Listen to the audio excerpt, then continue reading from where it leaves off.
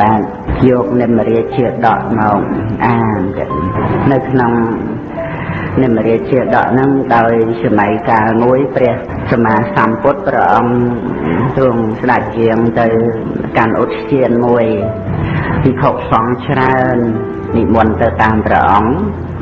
នៅក្នុងឧទ្យានជារមណីយដ្ឋានហ្នឹងព្រះអង្គទ្រង់ព្រះញញឹមព្រះអានន្ទបានមើលពីក្រោយទៅឃើញពន្លឺចេញអំពីព្រះទេសធាតុឆ្វែលជំវិញប្រភពព្រះអង្គហ្នឹងដឹងថាព្រះអង្គទ្រង់ញញឹមក៏ទូលសួរព្រះអង្គក៏ទ្រង់ត្រាស់ថានៅកន្លែងហ្នឹងពីដើមហ្នឹងជានគរទេវសហក្រុងមិថិលាក្នុងកាលនោះព្រះរាជាមគ្គទេវរាជគ្រប់គ្រងនៅនគរហ្នឹងហើយមគ្គទេវរាជហ្នឹងមិនគឺនរណាទេគឺព្រះអង្គហ្នឹងកាលដែលព្រះអង្គនៅជាព្រះបរមពុរិស័ទនោះនៅភិក្ខុទាំងឡាយអារាធនាព្រះអង្គក៏ទ្រង់ត្រាស់សម្ដែងចឹងណាក្នុងនិមរាជាដកពីមុនព្រះអង្គទ្រង់ប្រណិមថាមគ្គទេវរាជហ្នឹងគ្រប់គ្រងនៅក្នុងនគរហ្នឹងដល់ទៅព្រះអង្គឲ្យភូសាមេលាដកសក់ស្កូវព្រះអង្គដល់ចឹងទៅព្រះអង្គទ្រង់ត្រាស់ថាទេវទូតសក់ស្កូវទេវទូតគឺព្រះអង្គចាស់ហើយព្រះអង្គមានបច្ចុប្បន្នវែងណាក្នុងសម័យកាលហ្នឹងនៅជាព្រះរាជកុមារហ្នឹងក៏យូរ 84000 ឆ្នាំដែរជាឧបរាជទៅ 84000 ឆ្នាំដែរណាក្នុងប្របាទមគ្គទេវរាជហ្នឹងសោយរាជបានយូរមកទៀតរាប់តែ10000 ឆ្នាំហ្នឹងទៅបួសក៏បានប្រគល់រាជសម្បត្តិចឹងឲ្យដល់បុត្រច្បងហើយព្រះអង្គទៅបួសទៅបានសមាបត្តិ8អភិញ្ញា5ចឹងមិនសាបសូន្យណាទៅកាន់ព្រហ្មលោកទៅហើយបុត្រនឹងចឹងទៀតតវងហ្នឹងឲ្យចថាសក់ស្កូវគឺទៅបួសរហូតបកុលរាជសម្បត្តិឲ្យបុត្រច្បងហ្នឹងតគ្នាមកខ្វះតែ2អង្គទៀតបាន84000 អង្គហើយប៉ះតែ2អង្គទៀតក្នុងការនោះព្រះបរមពុរិស័ទព្រះអង្គដែលនៅព្រហ្មលោកហ្នឹងពិចារណាមើលមកឃើញវងរបស់ព្រះអង្គហ្នឹងមានអ្នកបន្តវងបន្តវេនហ្នឹងឲ្យតែសក់ស្កូវគឺទៅបួសពិចារណាមើលមកទៅឃើញចឹងឃើញតែខ្វះតែ2អង្គទៀតបាន84000 អង្គណាហើយនឹកឃើញថាបន្តទៅមុខទៀតទេថាมันអាចបន្តទៅវែងឆ្ងាយបានទៀតទេដល់អញ្ចឹងព្រះអង្គបង្អោនចិត្តពីព្រហ្មលោកមកបដិសន្ធិក្នុងប្រគល់នៃពវរមេតាដែលជាអក្សមាសីនៃព្រះរាជាក្នុងមិថិលានគរនឹងឯងរហូតដល់ទសមាស10 ខែហ្នឹងក៏បានប្រសូតមកមានព្រានព្រឹទ្ធបរោហិតទស្សទេលក្ខណៈឃើញថាតែអាយុបុត្រនេះមានលក្ខណៈល្អពិសេសណានឹងអាចបន្តវងរបស់ព្រះអង្គបានចឹងទៅក៏បានមានតនាមថានិមគ្គកុមារនឹងឯងដល់ពេលចម្រើនបច្ចុប្បន្នចឹងទៅសិក្សាសិល្បៈវិទ្យាអីបានចេះដឹងសពគ្រប់ចឹងទៅក៏បិតាហ្នឹងក៏បានសក់ស្កូវចេញទៅបួសដែរខ្វះតែមួយអង្គទៀត84000ណាបើចេញទៅមួយទៀតហើយបិតាព្រះបរមពុរិស័ទហ្នឹងនៅតែព្រះបរមពុរិស័ទគឺប្របាទនិមរាជនេះគ្រប់84000 រាជបុត្ររបស់ព្រះបាទនិមរាជនេះដែលជាបុត្រឈ្មោះ កាលារជ្ជកៈហ្នឹងជាអ្នកផ្ដាច់វងទៀតសក់ស្កើឲ្យអត់ទៅបួសហ្មងហ្នឹងប្រពរឿងដើមបន្តិចហ្នឹងចឹងទៅហើយដល់ពេលប្របីដាព្រះបរមពុរិស័ទចេញទៅបួសទៅព្រះបរមពុរិស័ទក៏គ្រប់គ្រងរាជសម្បត្តិណាព្រះបាទនេមិរាជទាំងណូសេអេម៉ូស៊ីអ៊ីណានេមិរាជជាអ្នកតវងដូចជាកង់រទេះព្រះបរមពុរិស័ទក្នុងកាលនោះព្រះអង្គគ្រប់គ្រងរាជសម្បត្តិក្នុងនគរទេវតាក្រុងមិថិលានគរព្រះអង្គធ្វើរោងទាន5ចឹងនៅតាមខ្លោងទ្វារ4នៅកណ្ដាលនគរ1ក្នុងមួយថ្ងៃព្រះអង្គចំណាយព្រះរាជទ្រព្យរបស់ព្រះអង្គនឹង5សែនហាបណៈក្នុងមួយថ្ងៃកំណត់ចែកទានប៉ុណ្ណឹងទៅអ្នកស្រុកដែលខ្វះខាតអីហ្នឹងមកយកទៅម្ល៉េះអត់មានចិត្តជាអកុសលកើតឡើងដើម្បីទៅលួចទៅប្លន់អីទេទ្រព្យសម្បត្តិព្រះបរមពុរិស័ទចែកឲ្យល្មមគ្រប់គ្រាន់ណាមួយកន្លែងមួយសែន5កន្លែង5សែនហ្នឹងមួយថ្ងៃឯកឡើង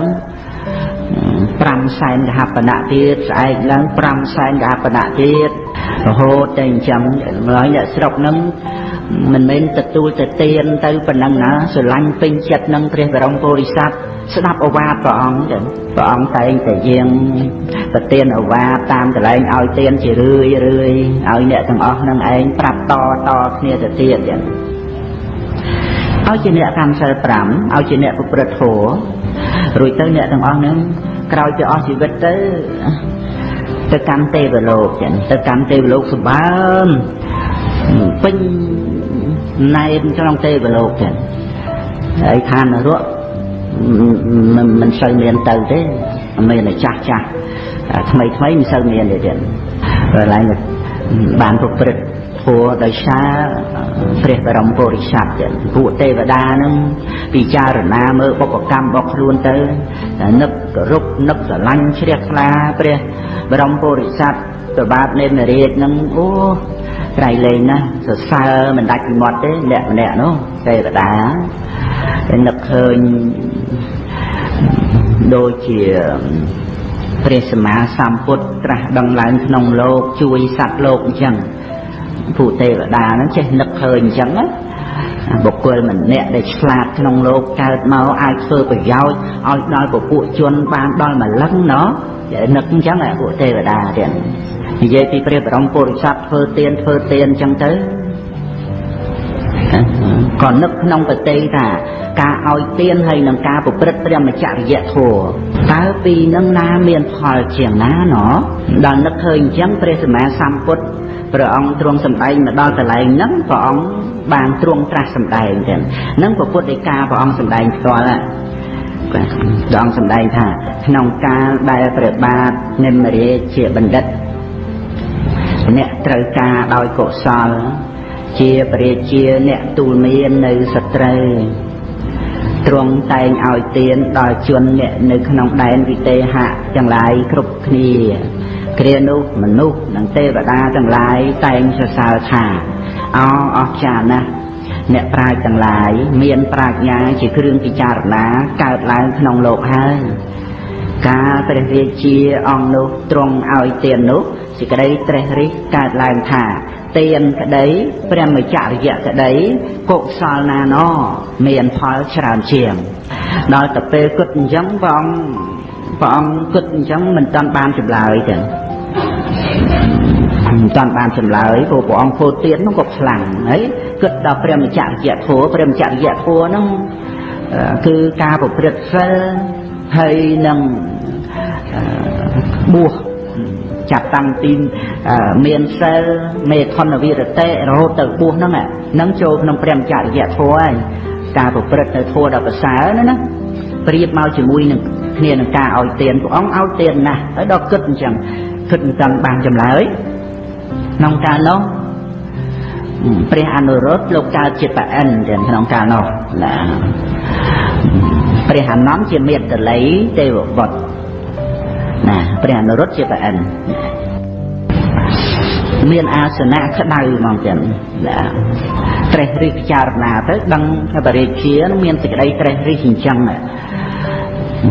តើអិនព្រះអង្គជ្រាបផលរបស់ទានហើយនឹងផលរបស់ព្រះមច្ចរិយៈច្បាស់អញ្ចឹង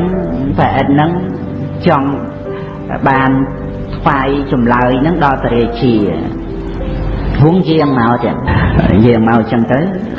មាននៅក្នុងបត្រៃ3ដកនេះទេវរាជឈ្មោះមគ្គវៈជាទេវកញ្ជោជាសហសនេកបានជ្រាបព្រះតម្រេះរបស់ព្រះរាជានោះហើយក៏មកប្រកាសក្នុងទីចំពោះព្រះភក្ត្ររាជាកុំចាប់បងនៅងងឹតដោយវណ្ណៈព្រះបាទនិមរាជាធំជាងមនុស្សទ្រង់ព្រឺព្រះលោមាបានសួរទេវរាជឈ្មោះវាសវៈថាអ្នកជាទេវតាឬក៏ជាកន្ធុកឬក៏ជាសក្កបរិន្តតៈរស្មីប្រកបដូច្នោះខ្ញុំពុំដែលឃើញទាំងមិនធ្លាប់ឮឡើយ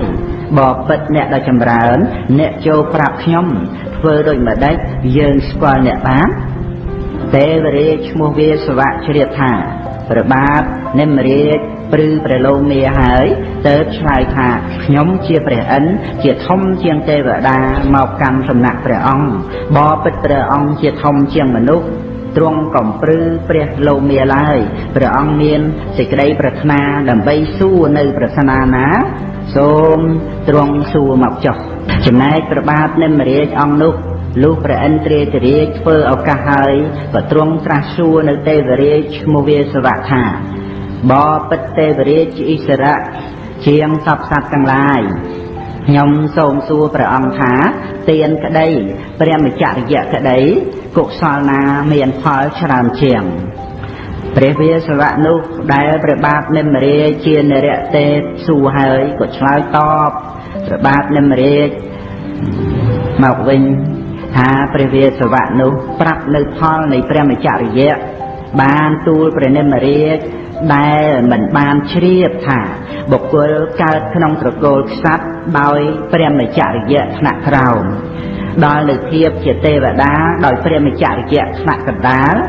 បរិសុទ្ធស្អាតដោយព្រះមច្ចរិយៈថ្នាក់ពងពោះពួកអ្នកបួសប្រព្រឹត្តបៈទាំងឡាយទៅកើតក្នុងពពួកព្រំណាពួកព្រំទាំងនោះបុគ្គលអ្នកប្រកបក្នុងការសូមណាមួយមិនងាយបានសោះទេនៅក្នុងសេចក្តីនេះព្រះអត្ថកថាបានពន្យល់អំពីសូម្បីអ្នកបួសក្រៅអំពីពុទ្ធសាសនាទៀតណាដែលជាអ្នកប្រព្រឹត្តទៅនៅក្នុងព្រះមច្ចរិយធម៌ណាមានការប្រព្រឹត្តសិលនៅក្នុងមេថនវិរតិណាមេថនវិរតិហ្នឹងយើងស្ដាប់បានហើយគឺថាតាំងចិត្តសមាទានវាចានៅមេថនធម៌ទៀតហ្នឹងប៉ុណ្ណឹងអានឹងហៅថាព្រះមច្ចរិយៈថ្នាក់ក្រោមថ្នាក់អន់ណាអានឹងអាចញ៉ាំងបុគ្គលនឹងឲ្យកើតជាក្សត្របានចឹងប៉ុណ្ណឹងមេថនវិរតិហ្នឹងជាព្រះមច្ចរិយធម៌មួយប៉ុន្តែអានឹងថ្នាក់ក្រោមទេចឹងហើយដល់ទៅថ្នាក់កណ្ដាលគឺឧបចារឈានណាជាព្រះមច្ចរិយៈជាកណ្ដាលអាចញ៉ាំងបុគ្គលឲ្យកើតទៅក្នុងទេវតាបានអានឹងបានចម្រើនឈានដល់ឧបចារៈមិនតាន់ដល់អបណាទេហើយដល់ទៅបានសមាបត្តិតាំងពីបឋមឈានទៅក្នុងសមាបត្តិ8ហ្នឹងអានឹងជាព្រះមច្ចរិយៈដ៏ខ្ពង់ខ្ពស់អាចញ៉ាំងបុគ្គលនោះឲ្យទៅកើតនៅក្នុងព្រហ្មលោកពួកពាហិរៈសាសនាគឺសាសនាក្រៅពីពុទ្ធសាសនាណាសម្ដៅយកព្រហ្មលោកហ្នឹងថាជានិព្វានរបស់គេហើយឯចំណែកនៅក្នុងពុទ្ធសាសនាមានចែកដែរព្រះមច្ចរិយធម៌ថ្នាក់ទាបថ្នាក់កណ្ដាលនិងថ្នាក់ខ្ពស់នឹងមានចែកចឹងណាភិក្ខុដែលមានសិលបរិសុទ្ធហើយហ្នឹងស្អាតអស់ហើយប៉ុន្តែប្រព្រឹត្តព្រះមច្ចរិយធម៌ហ្នឹងប្រាថ្នាទៅកើតក្នុងកំណើតទេវតាណាមួយហ្នឹងហៅថាព្រះមច្ចរិយធម៌ហ្នឹងថ្នាក់ទាបហើយណាហើយដល់ទៅបានសមាបត្តិ8ដែលពាហិរៈសាសនាចាត់ថាជាថ្នាក់ពងពោះបំផុតហ្នឹងតែក្នុងពុទ្ធសាសនាអានឹងត្រឹមតែថ្នាក់កណ្ដាលទេណាដល់ទៅអរហត្តមគ្គបានសម្រេចជាព្រះរហន្តចឹង នឹងបានជាព្រះមច្ចរិយៈដ៏ខ្ពង់ខ្ពស់នឹងក្នុងពុទ្ធសាសនានៅក្នុងសេចក្តីនេះព្រះសម្មាសម្ពុទ្ធព្រះអង្គទ្រង់តាសម្ដែងអំពីពាក្យរបស់ព្រះឥន្ទណាដែលសម្ដែងមានពរាជាច្រើនណាស់ដែលព្រះឥន្ទព្រះអង្គទ្រង់ជ្រាបដូចជាប្របាទទុតិបៈ1ប្របាទសាការៈ1ប្របាទសេលៈ1ប្របាទមុចលិន្ទៈ1ប្របាទភតិរសៈ1ប្របាទឧសិនរៈ1ប្របាទអត្តកៈ1ប្របាទអសកៈ1ប្របាទបថុទ្ធៈនៈ1ពរាជាទាំងអស់នេះគឺតែពរាជាទាំងឡាយដតីក្តីពួកសត្វពួកព្រាហ្មណ៍ជាច្រើនក្តីដែលបូជានៅគ្រឿងយ៉ាញ់យ៉ាងច្រើនគឺមិនអាចប្រព្រឹត្តនៅកាមលោកនេះបាននឹងចង់បញ្ជាក់ឲ្យឃើញថាជាអ្នកឲ្យទានឲ្យទានសម្បើមណាស់តែមិនអាចរួចផុតអំពីកាមភពបានទេហ្នឹងនិយាយអំពីផលរបស់ទានណា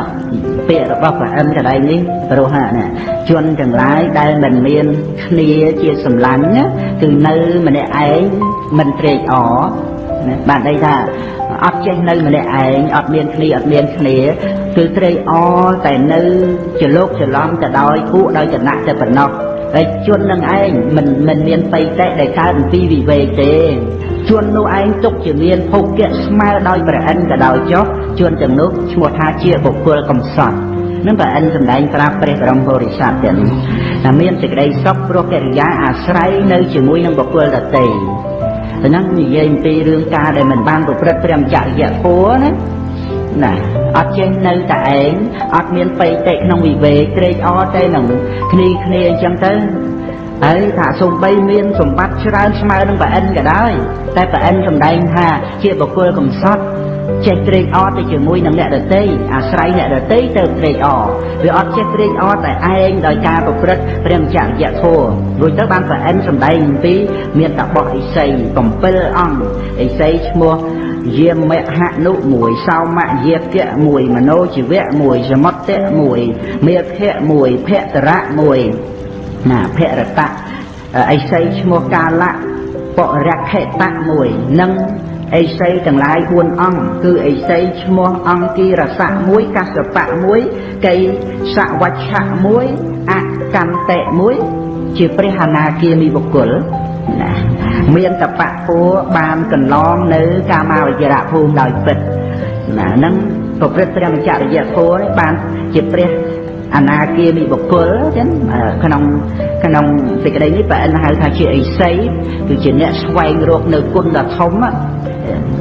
បានជាព្រះអនាគាមីបុគ្គលទៅកាន់ព្រហ្មលោកកន្លងនៅកាមភពនឹងចង់សម្ដែងពីព្រះមច្ចរិយធម៌ដ៏គង់ខ្ពស់ក្នុងពុទ្ធសាសនាក្នុងសម័យកាលមុនក្នុងសាសនាពុទ្ធអង្គមុន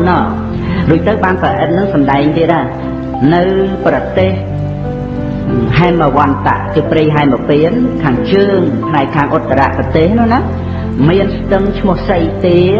មានជំរៅដ៏ជ្រៅអ្នកផងឆ្លងបានដោយកម្រទាំងពីរខាងឆ្នេរស្ទឹងនោះមានភ្នំមាសពណ៌ដូចជាភ្លើងខៀវចឹងណាកញ្ចនៈបរិពតចឹងនៅសងខាងស្ទឹង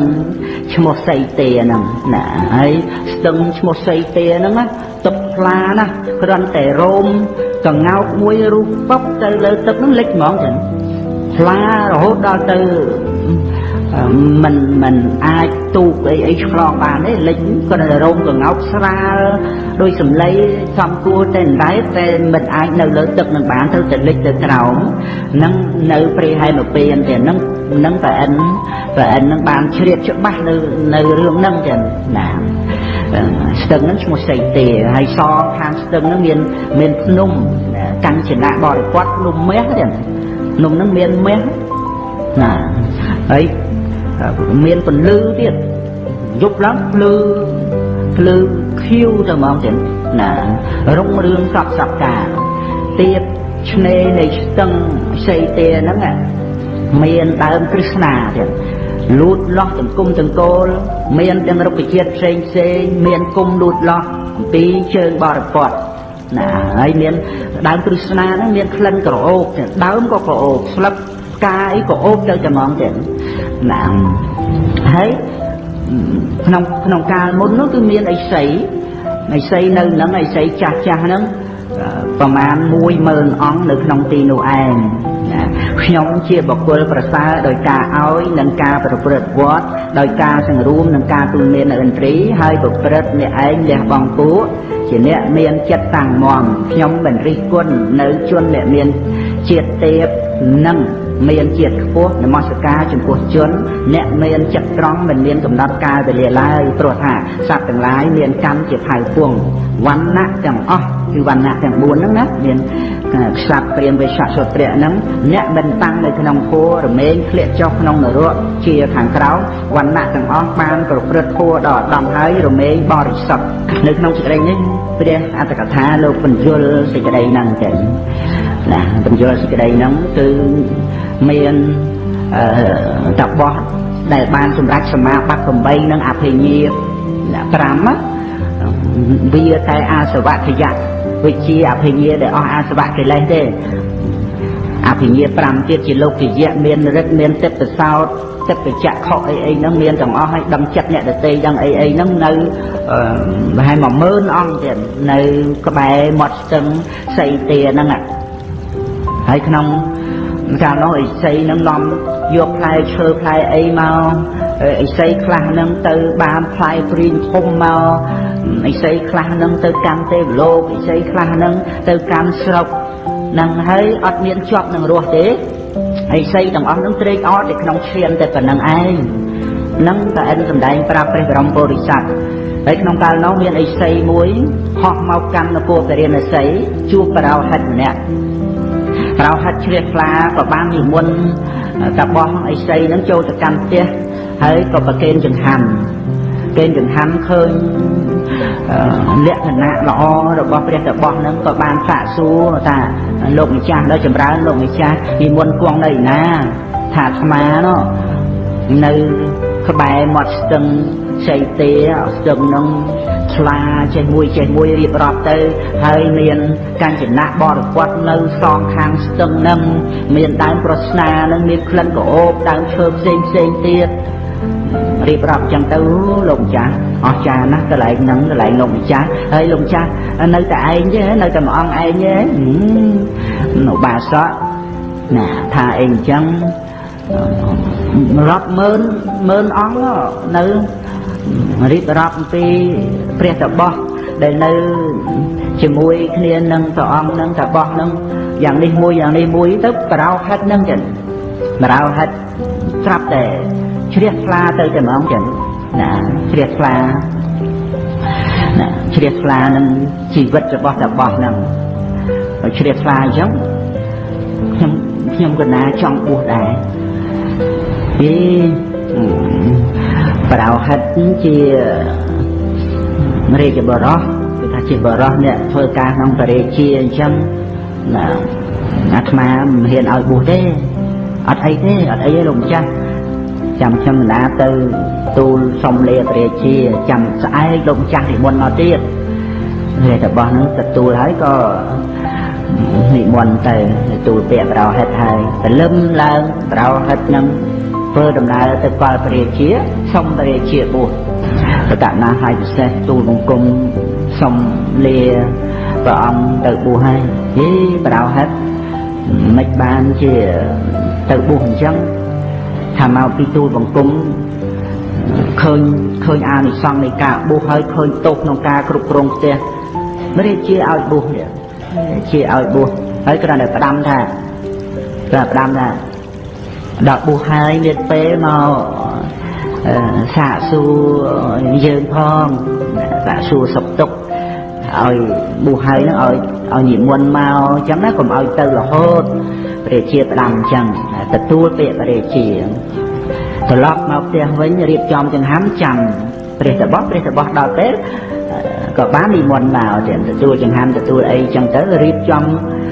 គ្រឿងបរិក្ខារសម្រាប់បួសរួចស្រេចតើខ្ញុំកណាត្រូវបប្រតិបត្តិយ៉ាងម៉េចព្រះតាបោះនាំចេញក្រៅពីក្រុងទៅគ្រាន់តែផុតពីក្រុងចាប់ដៃបរោហិតបានវឹកទៅដល់ក្បែរមាត់ស្ទឹងសីទាជាមួយនឹងព្រះតាបោះសម្បើមទាំងតែ10000 អង្គនៅនឹង ទៅដោយរិទ្ធទៅបោះចាប់ដៃវឹកទៅដល់បាទដល់បោះឲ្យបួសរួចហើយអត់ឲ្យទៅណាទេនាំយកអាហារបរិភោគចង្ហាន់ហ្នឹងយកមកប្រគេនទៅបោះជាប្រោហិតណាទៅបួសថ្មីហ្នឹងរួចទៅ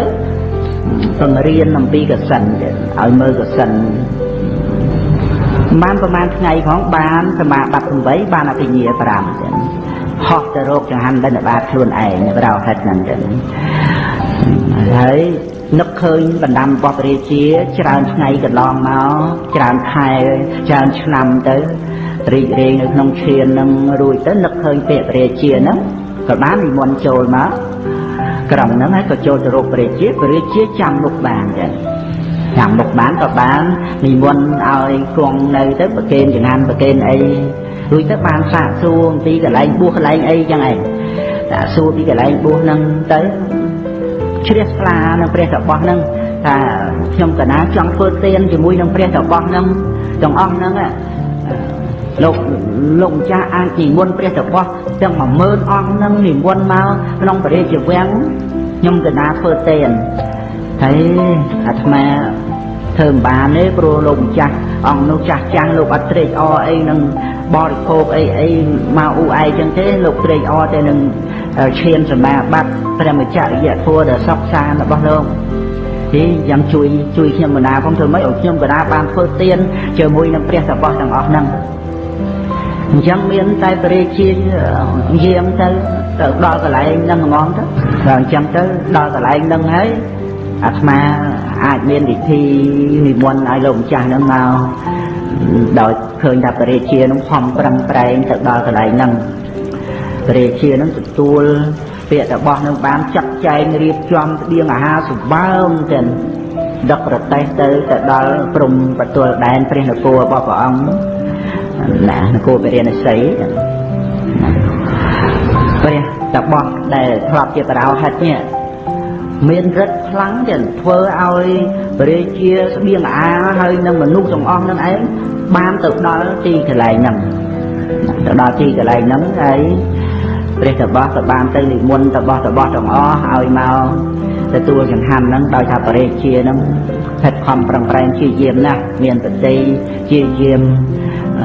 តគ្នាមិនដាច់មានបំណងជ្រះថ្លាបានសូមឲ្យខ្ញុំកណានឹងជួយធ្វើម៉េចបានលោកម្ចាស់ទាំងអស់ទទួលចង្ហាន់ព្រះតបោះប្រកបដោយបតីករុណាអនុគ្រោះព្រះរាជាក៏បានមកទទួលចង្ហាន់ហ្នឹងមិនមានរក្សាតណ្ហាក្នុងទាំងអស់ហ្នឹងព្រះតបោះដែលបានសម្រេចឈានណាចឹងប៉ុន្តែអនុគ្រោះព្រះរាជាហ្នឹងក៏ចិត្តទៅទទួលចឹងទៅរាល់ថ្ងៃទៅព្រះរាជាស្វាយទានមួយថ្ងៃហើយមួយថ្ងៃទៀតអស់យើងចាត់ចែងឲ្យគេដឹកទៅហើយបានរិទ្ធរបស់ដែលធ្លាប់ជាព្រះបរោហិតណាជួយចាត់ចែងក្នុងកិច្ចការងារហ្នឹងឲ្យបានទៅដល់កន្លែងហ្នឹងចឹងព្រមងាយធ្វើដំណើរទៅដល់ហ្នឹងសម្ដែងរៀបរាប់ព្រះនិមរាជដែលបានសង្ស័យហើយក៏គិតទៅថាតើទានហើយនឹងព្រះមច្ចរិយហ្នឹងឯណា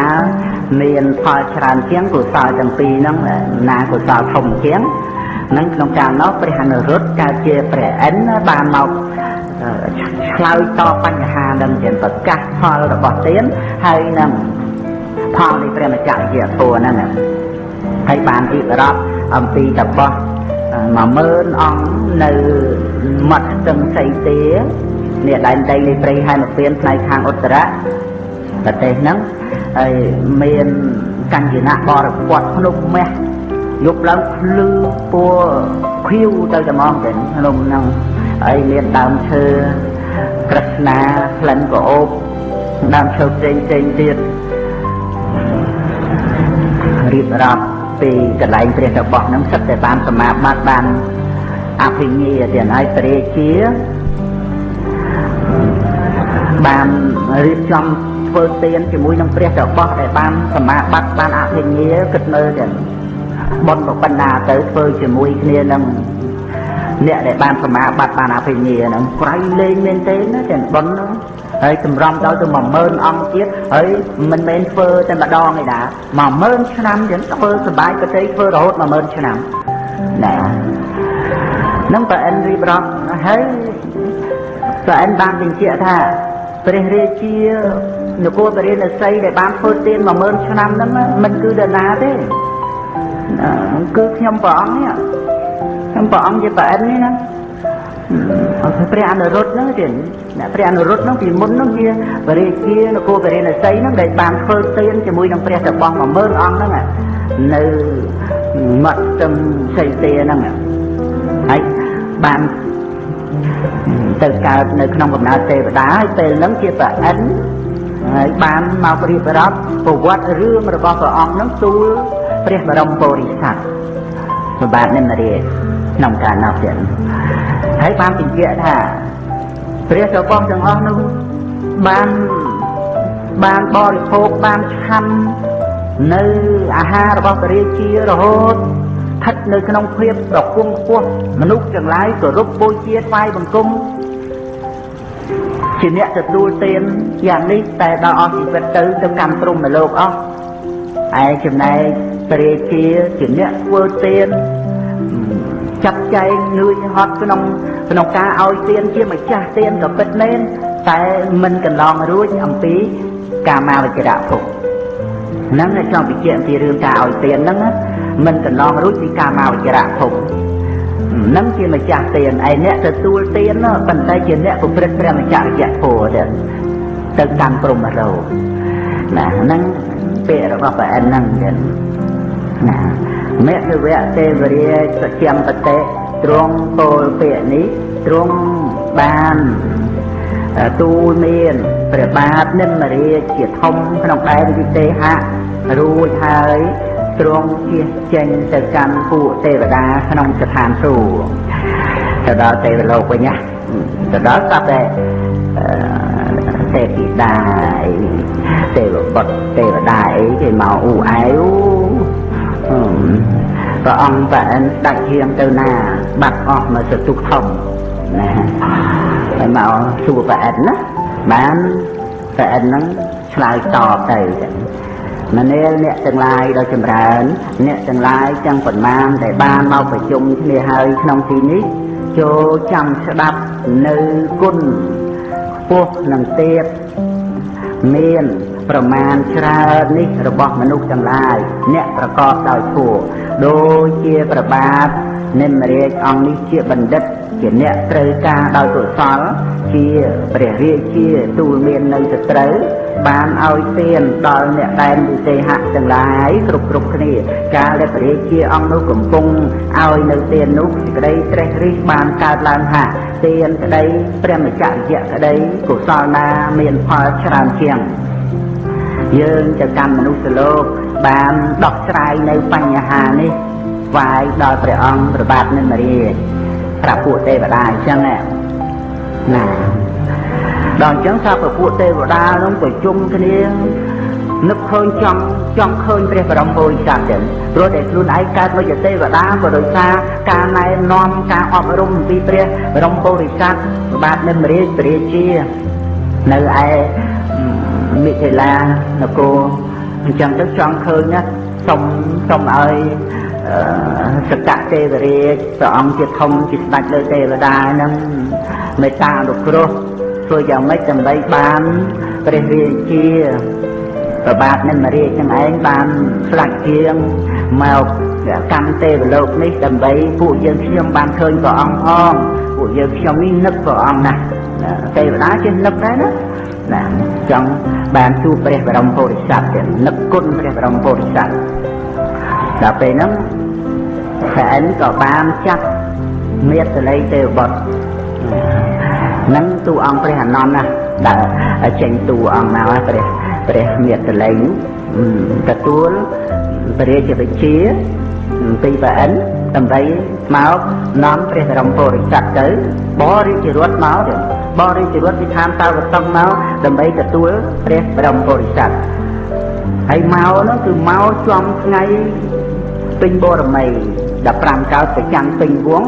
ព្រះបរមពុរិស័ទសមាទានបោសិទ្ធសិលនៅលើវិមានប្រាសាទពួកមហាជនបរិភោគអាហារពេលប្រលប់ហើយហ្នឹងមើលទៅប្រចាំរះហើយស្រាប់តែឃើញពលឺមួយទៀតមកទៀត ដែលនៅឆ្ងាយហ្នឹងថាប្រចាំពីរដួងហ្នឹងនេះនាំគ្នាផ្អើលពេញមនគរនឹងឯងមើលទៀតប្រចាំពីរដួងមើលទៅរត់ទៅធំទៅឃើញទ្រង់ទ្រាយរាជរដ្ឋមកហ្មងទៀតអូមិនមែនប្រចាំនេះរាជរដ្ឋទេរាជរដ្ឋមកដើម្បីអ្នកណាណោះអ្នកខ្លះក៏បានពោលឡើងថាមានអ្នកណាក្រៅពីព្រះរាជាយើងទ្រង់ធัวព្រះរាជាយើងមានបតីសន្តោសអនុគ្រោះចែកទានគឺថារាជរដ្ឋនឹងពិតជាមកដើម្បីព្រះរាជាយើងហើយងំគ្នាសបាយរីករាយចឹងបាយរីករាយក៏បានពោលឡើងណាមហាជនគេថាអូណោពីក្តីព្រឺរោមមិនធ្លាប់កើតមានក៏កើតឡើងហើយនៅក្នុងលោករាជរដ្ឋជាទឹកកើតប្រកាសហើយដល់ព្រះបាទវិទេហៈមានយុជាព្រះរាជារបស់យើងណាប្រជាជនស្រឡាញ់ព្រះរាជាដែលព្រះអង្គទ្រង់ធัวទាំងរួចទៅបានព្រះសម្មាសម្ពុទ្ធព្រះអង្គទ្រង់សម្ដែងនៅនិមរាជាដកហ្នឹងព្រះអង្គក៏ទ្រង់សម្ដែងឲ្យដល់ភិក្ខុទាំងឡាយនៅពេលដែលព្រះអង្គកំពុងតែសម្ដែងហ្នឹងព្រះអង្គសម្ដែងហ្នឹងទេរបស់ពុទ្ធហ្នឹងណាមេតល័យទេវបុត្រជាអ្នកមានឫទ្ធិច្រើនជាទេវសារថីបានអញ្ជើញព្រះបាទវិទេហៈអ្នកគ្រប់គ្រងក្រុងមិថិលាថាបបិទ្ធព្រះរាជាដ៏ប្រសើរជាម្ចាស់នៃទិសសូមព្រះអង្គយាងមកទ្រង់ស្ដេចឡើងកាន់រថនេះបិទ្ធទេវតាទាំងឡាយនៅឋានតាវតិនព្រមទាំងព្រះឥន្ទចង់ឃើញព្រះអង្គព្រោះទេវតាទាំងឡាយនោះតែងតែរលឹកពីព្រះអង្គកំពុងនៅក្នុងទីប្រជុំនៃធម្មសភាឈ្មោះសុធម្មា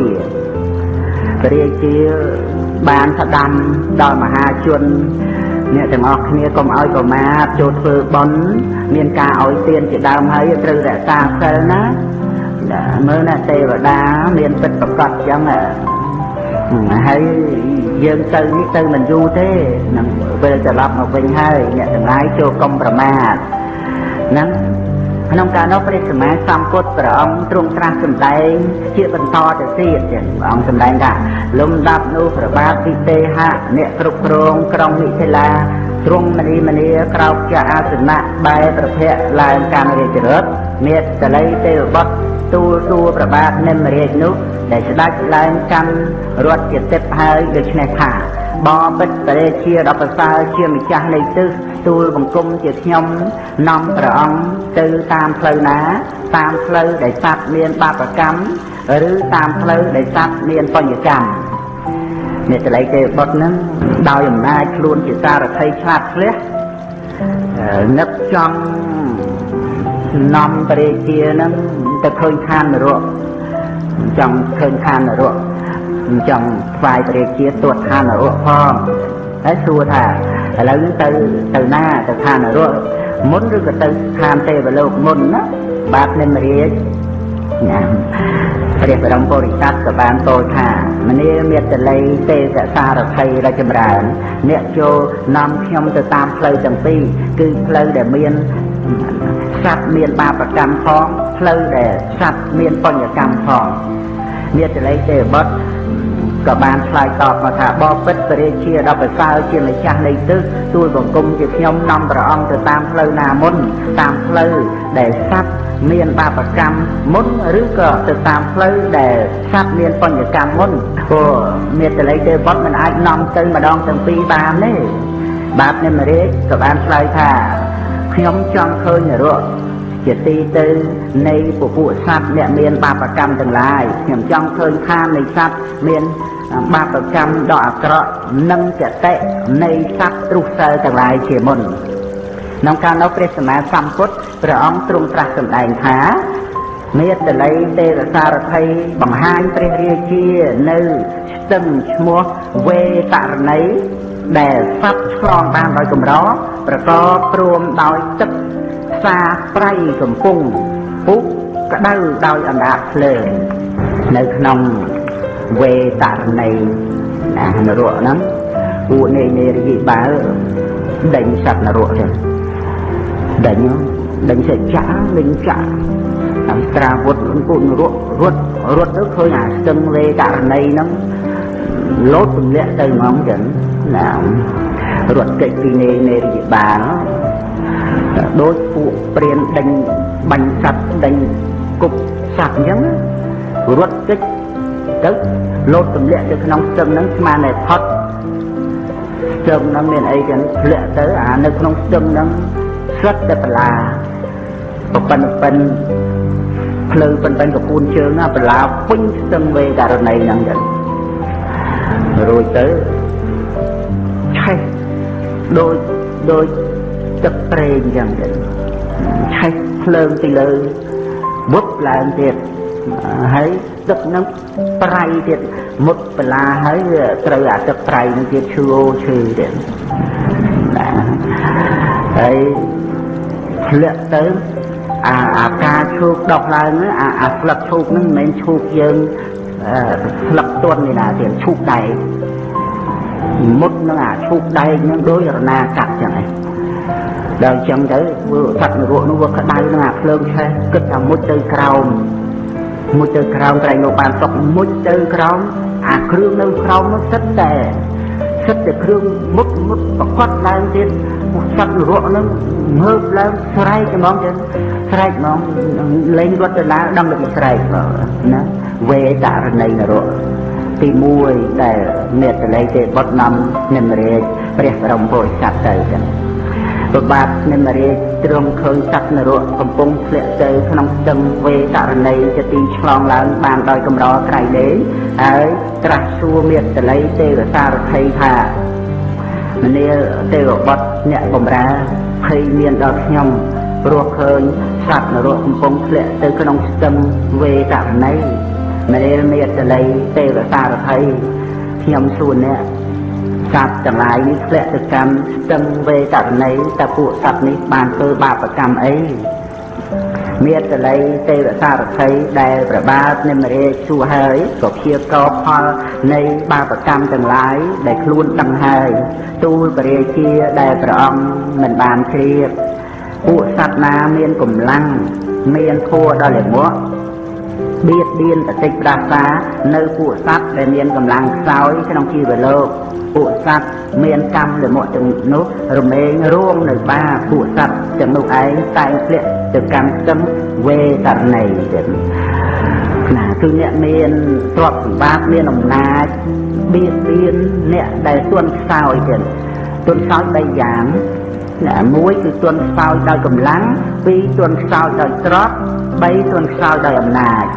ត្រូវគេបៀតបៀនត្រូវគេបៀតបៀនដោយពាក្យសម្ដីទៅពោះបោះបោកទៅហើយអ្នកទន់ខ្សោយនឹងអត់ហ៊ានតទេហើយនឹងបៀតបៀនទៅដោយសត្រាទៅដោយអំពើកម្មផ្សេងលើអ្នកទន់ខ្សោយហ្នឹងទៀតហ្នឹងបាបកម្មហ្នឹងធ្វើឲ្យអ្នកដែលបៀតបៀនអ្នកទន់ខ្សោយហ្នឹងអ្នកដែលមានកម្លាំងអ្នកដែលខ្លាំងហ្នឹងណាទៅបៀតបៀនអ្នកទន់ខ្សោយទៅធ្លាក់ទៅនរកវេករណីនរកហ្នឹងរួចទៅនរកមួយទៀតទី2ចឹងនរកទី2ទៅនរកទី2ប្របាទនិមរាជឃើញឆ្កែព្រៃចឹងពួកអាបាងក៏មានអាខ្មៅក៏មានអាសក៏មានអាក្រហមក៏មានណាហើយឆ្កែហ្នឹងមិនចេះតូចប៉ិនតម្រៃចឹងណាដេញខំសត្វនរកដេញស៊ីសាច់ហ្មងខំបានស៊ីសាច់ខំបានស៊ីសាច់ចោលឆ្អឹងគៀមឆ្អឹងទៀតណាហើយនិយាយពីខ្មាតប៉ប៉ិនរតេះទេដល់ឯវ៉ាន់មនុស្សយើងហ្នឹងប៉ុណ្ណឹងហើយចំពោះដែកទៅដេញខំនរកសត្វនរកហ្នឹងចូលចិត្តបឺតអាគួរក្នុងឆ្អឹងនរកហ្នឹងទៀតចាក់ផោះបែកឆ្អឹងបឺតគួរក្នុងឆ្អឹងនរកកែកហ្នឹងក៏ធំគួរឲ្យខ្លាចតែងទំពាទីសត្វនរកដែលវាប្រទះឃើញមនាទេវបុត្រអ្នកបម្រើភ័យមានដល់ខ្ញុំព្រោះឃើញមេត្តលេទេវសារថីខ្ញុំសុំសួរអ្នកពួកឯងឆ្កែតែងតែខំតែងតែចិញ្ចែងស៊ីនៅសត្វទាំងឡាយនោះទៅសត្វទាំងអស់នេះបានធ្វើបាបកម្មអីមេត្តលេទេវសារថីដែលប្របាទនិមរាជសួរឲ្យក៏ព្យាករនៅផលនៃកម្មនោះសត្វទាំងឡាយណានីមួយមានសេចក្តីកំណាញ់ស្វិតស្វាញមានពួរលាមកពេក ជាអ្នកជេរបតិចបៀតបៀនបន្ទុះដល់សមណៈព្រាហ្មណ៍ជាអ្នកមានអំពើដល់លិមកទាំងនោះរមែងរងបាបទៅពួកឆ្កែពួកហ្វូងក្អែកជញ្ជែងស៊ីនៅសត្វទាំងអស់នោះអាហ្នឹងកំណាញ់ចឹងកំណាញ់អត់ឲ្យទៀនហើយឃើញសមណៈព្រាហ្មណ៍បិណ្ឌបាតបិណ្ឌអីចឹងទៅជេរទៅណាជេរសមណៈព្រាហ្មណ៍វាអត់មានទធាអត់ជឿតែម្ល៉េះវាចេះតែចេញមកអាពាក្យជេរហ្នឹងជេរសមណៈព្រាហ្មណ៍ស្មងបបិនស្មងស្អីមិនគុំស៊ីសាច់ខ្លួនឯងអីចាំទៅវិញទៅណាហ្នឹងវាមានអញ្ចឹងទៀតហើយទៅណាបើបាបកម្មវាមានអញ្ចឹងទៅណាមិនដែលមកកើតជាមនុស្សជាទេវតាកើតបើជេរអ្នកមានសិលទៀតធ្វើបន់ជាមួយអ្នកមានសិលបានសម្បើមអីដល់លេងជេរអ្នកមានសិលសមណៈព្រាហ្មណ៍ហើយខ្លួនឯងកំណាញ់ទៀតវាមានមកជាមនុស្សអីរួចណាហ្នឹងរឿងហ្នឹងអ្នកអត់មានសទ្ធាគេថាអត់ជឿនរកអត់ជឿអីណាហើយមិនជឿមានណាទៅបង្ខំប៉ុន្តែរឿងហេតុផលហ្នឹងវាមានជីវិតវាប្រព្រឹត្តទៅតាមកម្មយើងវាមានអំណាចអីនៅក្នុងបញ្ញខណ្ឌនេះបើយើងមានអំណាចមិនបាច់ចាស់មិនបាច់ឈឺមិនបាច់ស្លាប់ទេហើយមិនបាច់កើតជាអ្នកក្រវាមានអំណាចអីទេអ្វីៗវាប្រព្រឹត្តទៅតាមកម្មមើលឃើញមនុស្សយើងសពថ្ងៃហ្នឹងយ៉ាងម៉េចមានអំណាចអីខ្លួនឯងពុទ្ធបរិស័ទយើងហ្នឹងមិនមានទេពចក្រខុសឃើញនរកទេប៉ុន្តែអប់រំបញ្ញាឃើញបដិច្ចសមុបាទធម៌ទៀតឃើញច្បាស់នរកសួរហ្នឹងគឺឃើញច្បាស់អត់សង្ស័យច្បាស់ជាងអ្នកមានទេពចក្រខុសឃើញនរកឃើញទេវតាទៀតអ្នកមានទេពចក្រខុសអត់ឃើញបដិច្ចសមុបាទធម៌នៅមានមិច្ឆាទិដ្ឋិនៅឡើយទេសក្តតិដ្ឋិឃើញមានសត្វបុគ្គលស្លាប់ទៅកើតទៀតអីចឹងតែឃើញបដិច្ចសមុបាទធម៌ឃើញច្បាស់នៅកម្មដែលនាំឲ្យកើតនរកប្រែទេខណ្ឌអសុរកាយនាំឲ្យកើតជាមនុស្សទេវតាកើតជាព្រហ្មអីហ្នឹងកម្មដែលជាបច្ច័យនៃប្រសិទ្ធិវិញ្ញាណហើយអត់មានសក្តតិដ្ឋិទៀតឃើញកម្មជាបច្ច័យទៀតធម្មចក្រខុសតែនៃឃើញធម៌នេះណារឿងនេះរឿងវត្តសង្សារហ្នឹងមិនមែនមានតែមនុស្សទេកើតមកជាមនុស្សមិនមែនមានតែមនុស្សទេមិនមែនស្អីដែលយើងអត់ដឹងហើយអត់មាននោះទេកុំឲ្យច្រឡំនោះយើងវាមិនមែនតាន់អស់អវិជ្ជាណានៅល្ងងទាំងដល់នៅមានស្រឡាញ់ស្អប់កប់តោះនៅកំណាញ់នៅចំណែនអញ្ចឹងហើយយើងចេះដឹងអីទាំងអស់អាចដឹងអីសពគ្រប់បានទេរឿងដែលយើងមិនដឹងមានច្រើនណាស់យើងកុំជជែកធ្វើជាមនុស្សប្រកែក្រាន់បើអីនោះយើងវានៅកិលេសបើថាអស់កិលេសហើយជាយកទៅហើយវានៅកិលេសទាំងអស់អញ្ចឹងហើយចង់ក្រាន់បើតែចឹងណាហើយទៅនរកមួយទៀតទី3ចឹងដល់ព្រះជាឃើញសត្វនរកមានសរីរៈខុសធោសង្ឃើដើរលើផែនដែកហ្មងចឹងដែកភ្លើងដើរលើនឹងហើយមិនដើរតិចស្រួលណាដើរថែមទាំងនៃរយៈបាលនឹងសំពួងគ្នានោះទៅទៀតសំពួងអាហ្នឹងវាចិត្តវាកើតឡើងអញ្ចឹងចឹងដូចមនុស្សចាប់ត្រីកាច់កឃើញសត្វបាញ់សម្លាប់ចាក់ដល់លំពេងចាប់មន់ចាប់ទាមកបោចរោមអាកខ្វិចអាកជ្រូកវាស្រួលសបាយដៃនៃរយៈបាលវាសបាយអញ្ចឹងទៅដែរក្នុងការសម្លាប់សត្វនរកហ្នឹងបាបនៃរយៈបាលហ្នឹងទៀតមិនបាបទេណាមិនចិត្តវាកើតឡើងអញ្ចឹងទៀតដោយសារកាលដែលនៅជាមនុស្សហ្នឹងចិត្តតែខ្មាញ់ជាមួយអ្នកទោសចិត្តតែខ្មាញ់អញ្ចឹងអ្នកណាធ្វើបាបកម្មធ្វើអីលួចប្លន់គេកាប់សម្លាប់គេហ្នឹងចិត្តហ្នឹងវាខឹងក្រោតកើតឡើងទៀតនឹកអញចាប់បានអីអញកាប់អញច្រាំចិត្តនឹកក្នុងចិត្តអញ្ចឹងណាអាហ្នឹងប្រយ័ត្នណាញាតិញោមប្រយ័ត្នទៅកើតនៃរីបាលទៀតណាចិត្តតែខឹងជាមួយអ្នកធ្វើទោសណាអឧបនិស្ស័យហ្នឹងវាទៅណាសន្សំណាទៀតណាសន្សំទៅស្លាប់ទៅកើតក្នុងកំណើតទេវតាឋានចាតុមហារាជការកម្មតួនាទីតំណែងជាអ្នករក្សានរកនៃរីបាលហ្នឹងអ្នកគ្រប់គ្រងនរកមានស្ដេចយមរាជជាព្រះរាជាស្ដេចឋាននរកដល់ទៅកើតជានៃរីបាលថាឃើញតែសត្វនរកហ្នឹងដេញសំពងហ្មងទៀតចិត្តវាធ្លាប់គិតមកអញ្ចឹងឧបនិស្ស័យទៅអាហ្នឹងជាឧបនិស្សយបច្ច័យចឹងហៅថាបកតោបនិស្សយបច្ច័យ ណាមិនមែនរឿងកម្មវិបាកឯណាកម្មឲ្យវិបាកកើតជាទេវតាកុសលវិបាកតែសន្ធិតែអាចិត្តនេះចិត្តឃើញសត្វនរកនោះឃើញបានធ្លាប់សំអារឿងខឹងឃើញគេចាប់ចោលបានឬក៏ចាប់មិនបានក៏ដោយឬលួចឬប្លន់ឬអីណានឹកក្នុងចិត្តស្អប់ចោលស្អប់អ្នកទោសស្អប់អ្នកធ្វើអាក្រក់ហ្នឹងអាហ្នឹងអត់បានទេយ៉ាត់ទៅកើតនេះរីបាហ្នឹងសួរមេតល័យទេបត់ទៅឃើញនរកហ្នឹងសួរណាម្នាក់ទេបំរើមិនបានជាតែមាននរកហ្នឹងអញ្ចឹងប្រាប់ខ្ញុំផងបានមេតល័យទេវសារភ័យដែលប្របាទនិមរាជសួរហើយក៏បានឆ្លើយថាជនទាំងឡាយមានបាបធម៌ពេញបន្ទុកបៀតបៀនប្រតិចផ្ដាសានៅបរិសុទ្ធស្ត្រីដែលឥតមានបាបអត់មានបាបធម៌នៅក្នុងមនុស្សលោកឈ្មោះថាជាអ្នកមានបាបធម៌ពេញបន្ទុកបៀតបៀនប្រតិចផ្ដាសាបរិសុទ្ធស្ត្រីដែលជាអ្នកមានគុណធម៌អត់មានបាបអត់មានទោសណាហើយនៅស្រុកមនុស្សនេះស្មានតែរួចខ្លួនចឹងមានរួចឯណាធ្លាក់នរកអ្នកដែលមានបាបកម្មទាំងអស់នោះក្រមែងរងបាបជនទាំងឡាយនោះឯងហើយដែលនាយនៃរយៈបាបបៀតបៀនដោយចម្បងដេកដួលនៅរួចទៅគេរះទៅនរកទី4តានៃរយៈបាបដេញធ្លាក់រណ្ដៅល្ងើកភ្លើងត្រឹមចកេះទៅនរករួចទៅគ្នាគាត់រណ្ដៅលើមួករណ្ដៅនរកត្រឹមចកេះចិត្តទៅរណ្ដៅល្ងើកភ្លើងហើយមិនព្រមឲ្យគ្នាប៉ុណ្ណឹងទៀតទៅបានអាកក្រក់ឯណាមកដាក់ឯងចិត្តទៅដុំល្ងើកភ្លើងយកទៅចាក់ស្រោចទៅលើក្បាលគ្នាទៀតនេះដែលណានោះ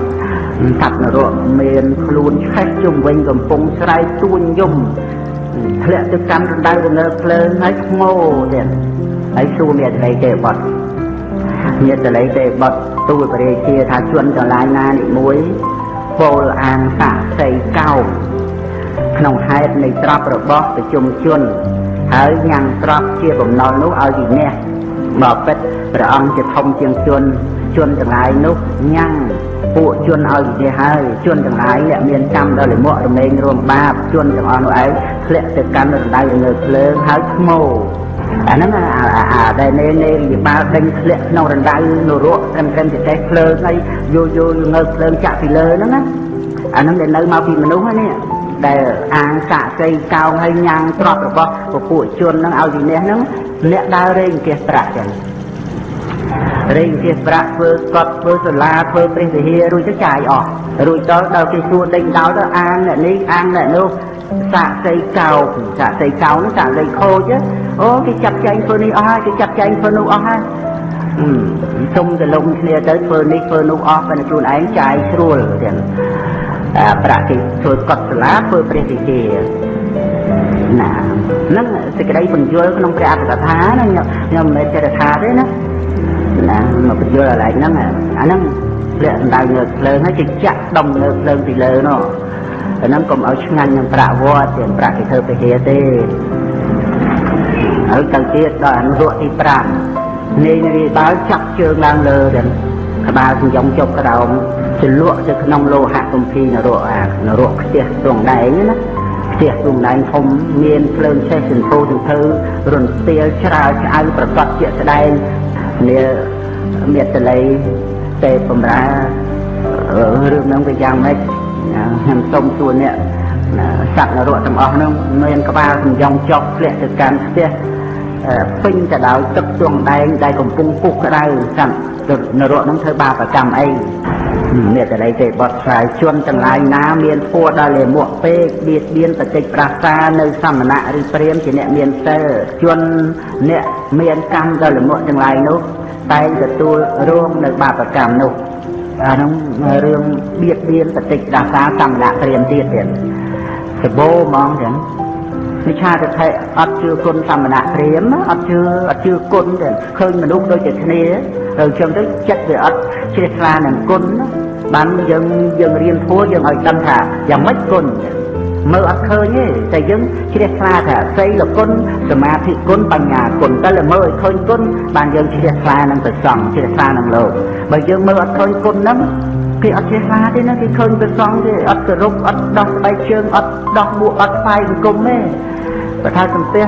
ត្រឹមយោគួសំបង្អួតអ្នកណាអ្នកណីអីនោះទេដល់ឲ្យក្នុងចិត្តជ្រះថ្លានឹងព្រះសង្ឃ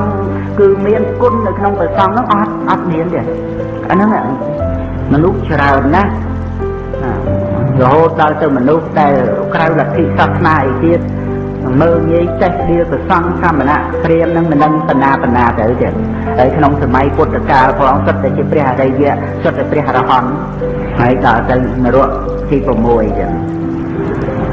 ចាប់យកខ្សែឧបកមកកាត់ក្បាលប៉ិតអីកាត់ទៅចាប់ក្បាលដកចេញវិញទៀតហើយឈឺទៀតកាត់ទៀតពួកនាយនៃរាជបាល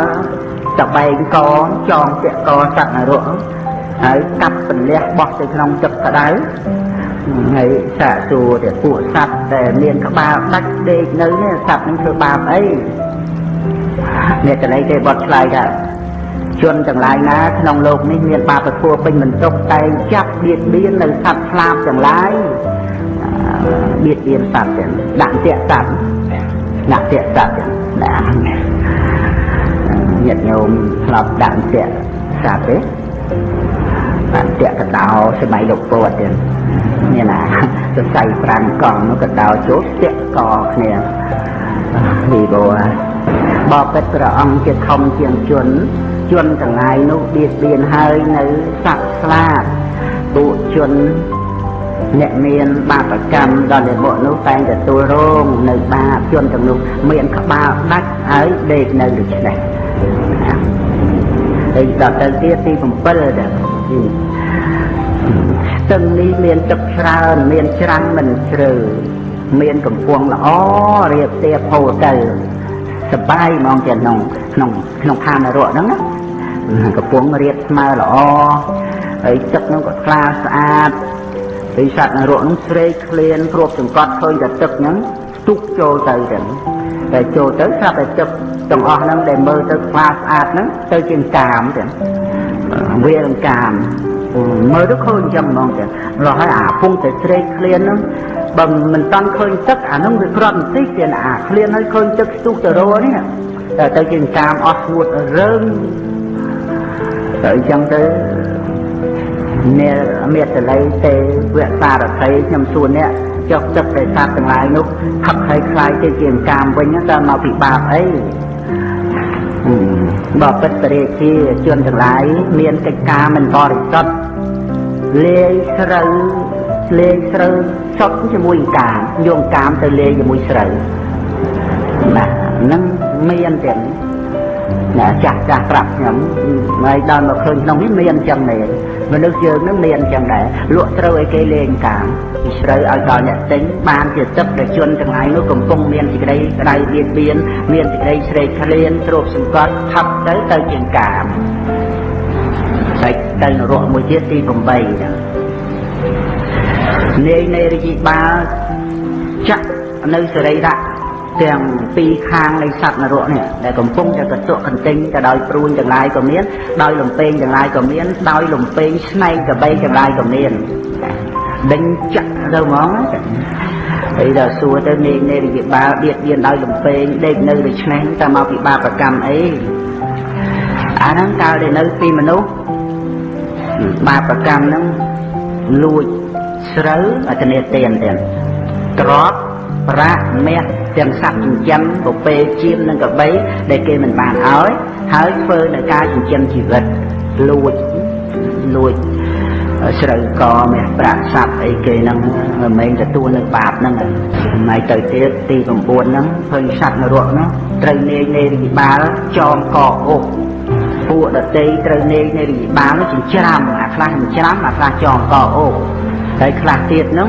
នាយនៃរាជបាលហ្នឹងធ្វើឲ្យខ្ទេចខ្ទីដួលដេកនៅដល់សាសួរទៅពីដើមហ្នឹងអ្នកសម្លាប់សត្វស្អីណាជ្រូកសម្លាប់ត្រីសម្លាប់សត្វចិញ្ចឹមបីពពែជៀមហើយដាក់លក់ឲ្យដល់រៀនផ្សារលក់សាច់ចិនសត្វកាប់លក់ធ្លាក់នរកណាថប់ចិនទៅថប់សម្លាប់សត្វទៅ ហើយដល់ទៅទៀតទៅទី10ទៀតលងពេញថ្នាក់